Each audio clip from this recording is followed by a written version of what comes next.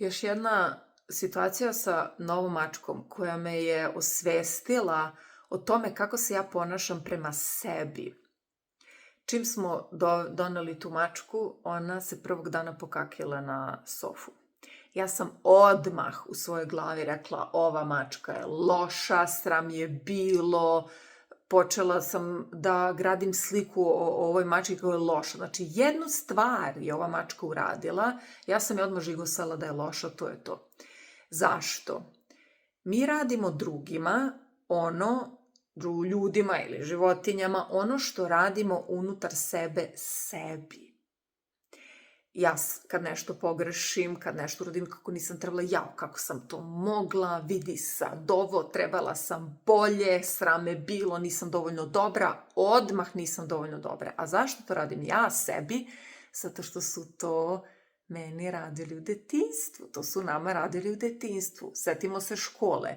Čim jednom ne naučiš, kec, sedi dole, glup si i doviđenja. Niko te ne pita, možda si tog dana tužan, možda si tog dana umoran, možda se nešto kod kuće desilo, možda nisi razumeo taj predmet, možda nisi razumeo tu lekciju.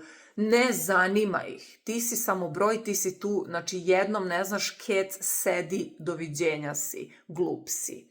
Znači automatski si žigosan i mi smo tu dobili taj strah od toga da mi uradimo nešto loše, odnosno da pogrešimo ili da nešto ne uradimo do tog najboljeg standarda. A šta su nama time uradili?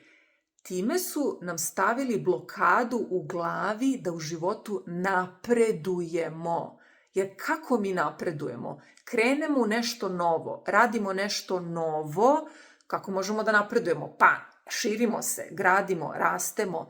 Kako rastemo? Tako što idemo u nešto novo. Kad prvi put radimo nešto novo, pa verovatno ćemo da usteremo, da izvinete, verovatno ćemo nešto da smandrljamo, verovatno neće biti baš najbolje jer smo prvi put to uradili i mi imamo strah od toga. Znači mi imamo strah da i krenemo, a preduslov za napredak je da krenemo u nešto novo i da zabrljamo i da idemo dalje. Znači mi smo u sebi usvojili blokadu napretka, ali mi to možemo da promenimo. Mi možemo sebi da kažemo, baš me briga.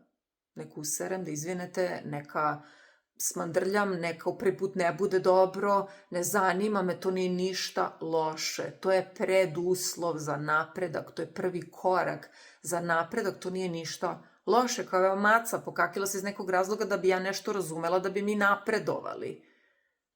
Razmislite.